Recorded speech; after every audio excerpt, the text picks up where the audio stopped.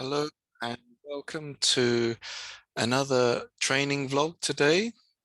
Okay, so what did I do last week? So the last week of July, okay, this is my progress. I notched up about, gosh, looking at that, almost 5 hours of tactics and puzzles, not as many as the week previous. Never mind. I literally didn't do any exercise. Oh dear. I think it's because I didn't sleep very well. Gosh, I had a lot on. We went to Waterworld with my son.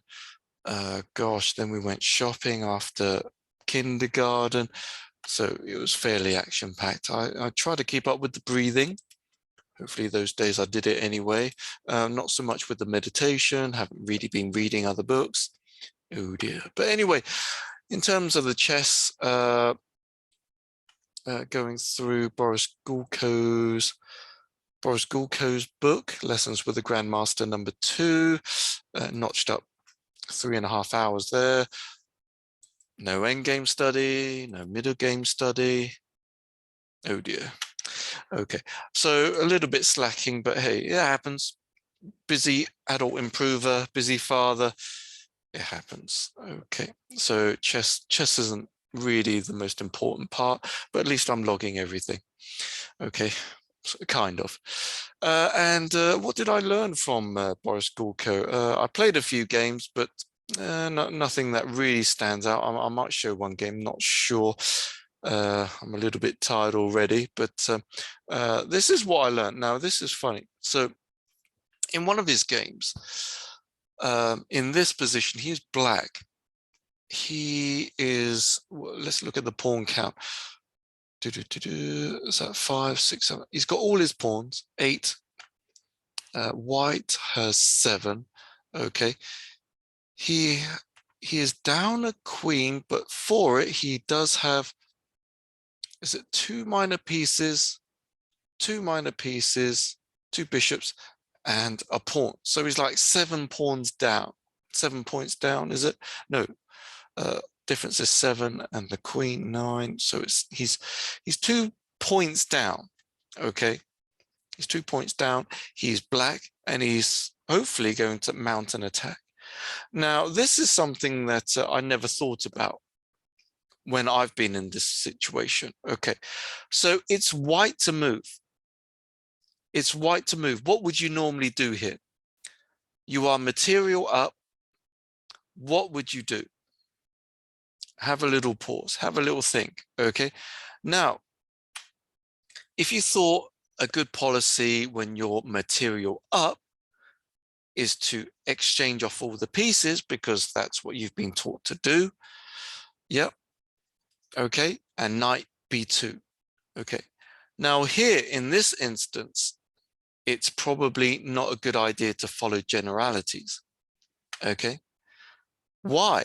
Because here, the knight, even though it looks very impressive on c4, it's kind of blocking in this bishop. You have to look at this bishop. So this bishop here is being blocked by a fantastic knight here. If this bishop was to say to get around to this this diagonal, the h7 to b1, and then black's got some kind of chances anyway. Okay, but here the knight stands very good. It's blocking this bishop here. Okay, and white is material up. Okay. So a bad idea then, okay, or not a great strategy, is to play knight b2, swapping off the knights and giving this bishop some breathing space. Okay.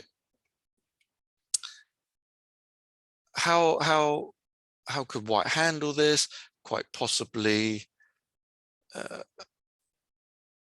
somehow to open up the queen side, fend off the king side, these kind of ideas. But playing knight b2, it's something that's not to be recommended in this kind of position. Okay, so I wanted to jot this down as an important lesson because I've never heard of this before.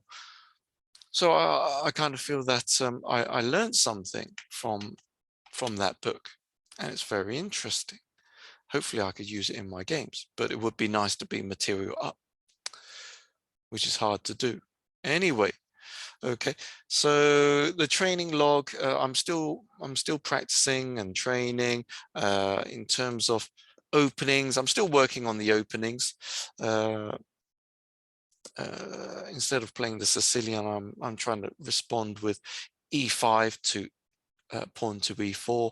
So I'm still working on the openings, going through like what have I been going through? The Italian game, the Evans Gambit, going through that a little bit, and then the Scotch Belgrade Gambit, and then the Scotch opening, as well as the Scotch Gambit, which I finished today. So I should be moving on to ways to combat the King's Gambit.